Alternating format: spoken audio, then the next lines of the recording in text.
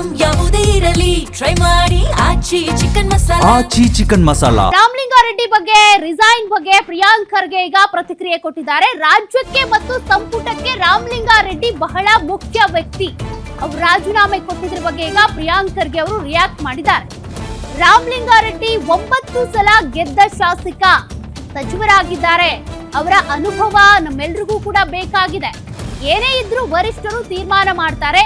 ಗೃಹ ಸಚಿವ ಪ್ರಿಯಾಂಕ್ ಖರ್ಗೆ ಅವರು ಕೊಟ್ಟಿರುವಂತ ಹೇಳಿಕೆ ಇದು.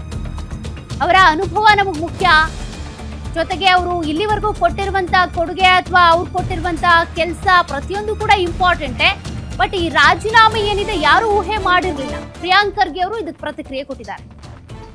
ವರಿಷ್ಠರು ಯಾವುದೇ ರೀತಿಯಾದಂಥ ಅಸಮಾಧಾನ ಅವರಲ್ಲಿ ಇದ್ರೂ ಕೂಡ ಅದು ವರಿಷ್ಠರು ಕೂತ್ಕೊಂಡು ಬಗೆಹರಿಸ್ತಾರೆ. ಅದ್ರಾಗ ಯಾವುದೇ ತೊಂದರೆ ಇಲ್ಲ.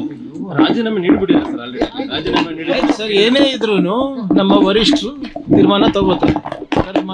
Is a very important person for the Congress. ಕೊಟ್ಟಿಲ್ಲ ಅನ್ನೋದು ಬೇಜಾರ ಸರ್. ಮಾತಿಗೆ ತಪ್ಪಿದ್ದಾರೆ ಅಂತ ಸರ್.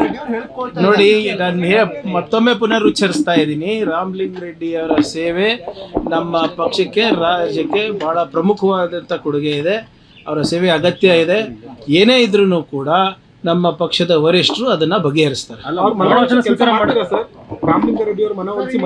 ಖಂಡಿತವಾಗಿ like I told, is very important for the party, is very important for the state.